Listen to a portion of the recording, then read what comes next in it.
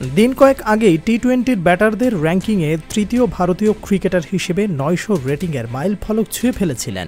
তবে মাত্র ২৫ বছর বয়সেই অভিষেক শর্মা আসলেই যেভাবে ছুটছেন তাকে আটকায় রাখার সাধ্যকার। চলতি এশিয়া কাপে এরই মধ্যে মাত্র ৬ ম্যাচেই ৩০৯ রান করে ফেলা ভারতীয় এই তরুণ ওপেনার প্রতি ম্যাচেই যেন নিজেকে নতুনভাবে চেনাচ্ছেন।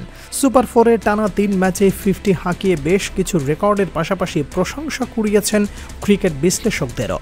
ভারতের সাবেক ক্রিকেটার ও ক্রিকেট বিশ্লেষক দীনেশ কার্তিক তো বলেই দিয়েছেন, যে কোনো কিছুই হোক না কেন এবারের এশিয়া কাপের টুর্নামেন্ট সেরা হতে যাচ্ছেন ২৫ বছর বয়সের এই তরুণ ওপেনার, তার আশেপাশেও যে কেউ নেই।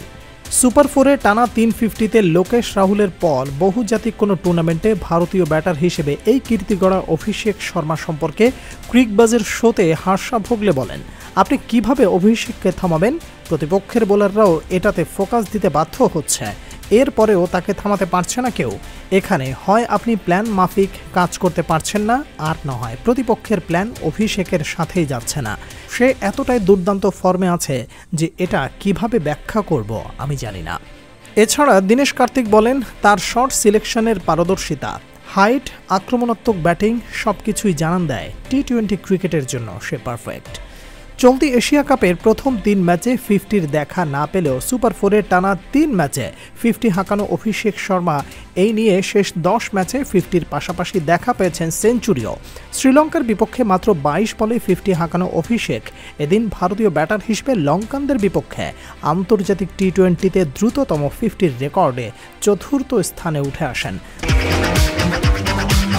বাবা, এত এনার্জি কই পাও? এই পাওয়ার চুমুকে অ্যাকশন।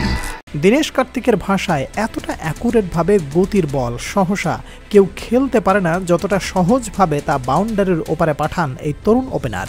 সে বলের পেস সঠিকভাবে ব্যবহার করেই ছক্কা হাঁকান। ভারতীয় এই সাবেক ক্রিকেটার এই তরুণ সম্পর্কে বলেন, এই মুহূর্তে তার ব্যাটিং ডায়মন্ডের মতো সুন্দর, তার ব্যাটিং দেখাও একটা সৌন্দর্য। প্রতিপক্ষের বোলাররা হয়তো ভেবেই পায় না তাকে কোথায় বল ফেলে আটকাবে।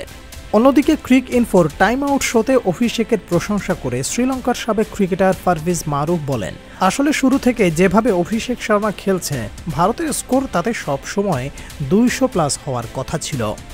এছাড়া হার্ষা ভোগলে আরও বলেন, দেখেন এই অল্প সময়ে সে যেভাবে ব্যাটিং করছে, টি-20-তে ২৫ বলের কমেই 50 হাঁকাচ্ছে। সে এতটাই সহজভাবে ছক্কা হাঁকায় যে তিনি শট হাঁকিয়ে ধরে নেন এটা বাউন্ডারির ওপাশেই যাবে। বেশিরভাগ ব্যাটারদের যেখানে ভাবতে হয় বল আসলেই বাউন্ডারি হয়েছে কিনা, এত কম বয়সে যা অবিশ্বাস্য। সব মিলিয়ে বলা যায় ভারত পাকিস্তানের হাই ভোল্টেজ ফাইনালেও আরও একবার অভিষেকের ব্যাটের দিকেই চেয়ে থাকবে ভারতীয়রা।